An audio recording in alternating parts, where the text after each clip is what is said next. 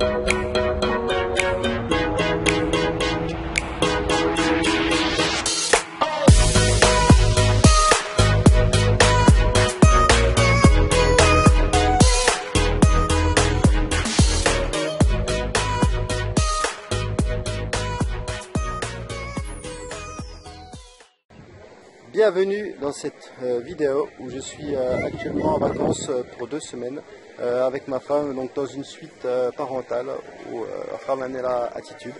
On était déjà venu il y a 3-4 mois ici passer nos vacances de la Toussaint. L'endroit nous a plu, les enfants ont adoré car c'est un hôtel assez familial où vous avez beaucoup d'enfants.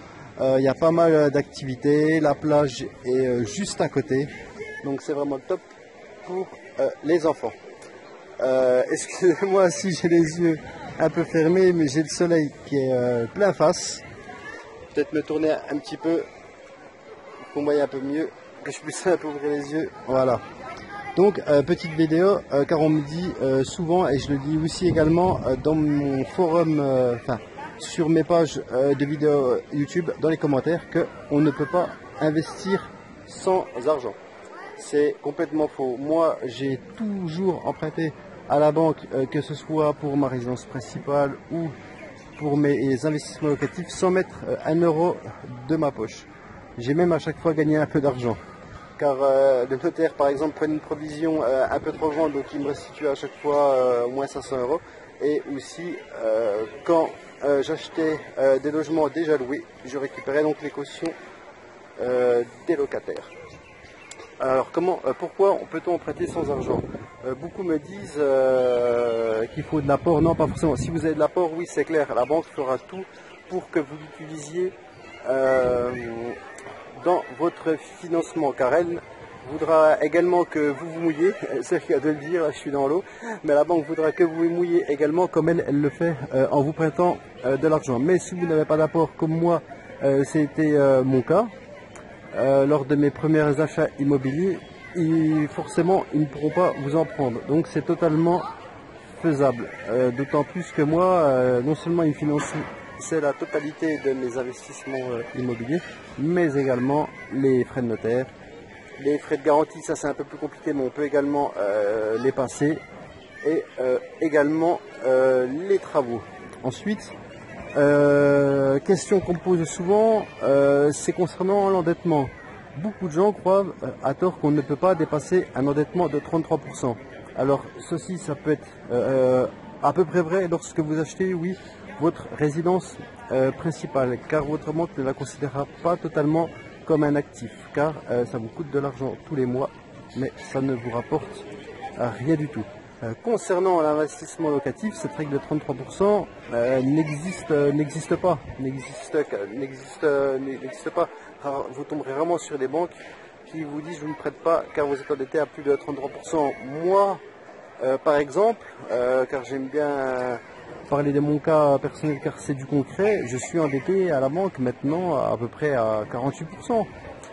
Lors de mon dernier investissement que j'ai fait, là où j'ai acheté 15 appartements et un local commercial, j'étais, avant de demander mon prêt à la banque, endetté à 52%, 52,5% même, je crois exactement. D'ailleurs, je vous le prouve et je vous le montre dans une vidéo que j'avais fait qui s'intitule Vlog numéro 1. J'emprunte, je crois que c'était en étant au SMIC et sans apport, endetté à 52%. Allez regarder la vidéo.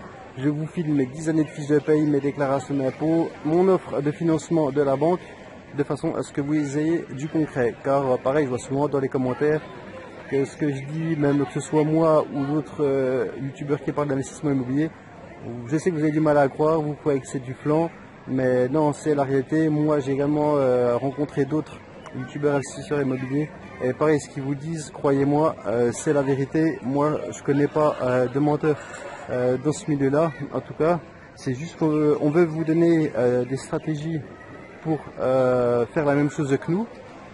Je sais que c'est assez incroyable, hein, comme de mon dernier investissement par exemple où j'ai emprunté à la banque 477 000 euros, donc sans mettre 1 euro de ma poche. Et en ayant peut-être quoi, vu que je travaille beaucoup pour moi, je vais avoir quoi, 800 euros par mois, hein, comme j'étais sur le statut d'auto-entrepreneur, car des fois je prenais quelques chantiers, donc maintenant j'ai arrêté. Je fais plus de bâtiments. Maintenant je me consacre plus à ma famille, ma vie et puis à ma vie un peu de retraité entre guillemets. Là je viens de créer cette chaîne YouTube justement pour vous donner un peu des clés sur l'investissement immobilier. Et donc croyez-moi, non, ce qui compte pour le banquier c'est le reste à vivre et également aussi la rentabilité de votre investissement, c'est clair. Si vous êtes déjà endetté à 33% et que vous achetez un bien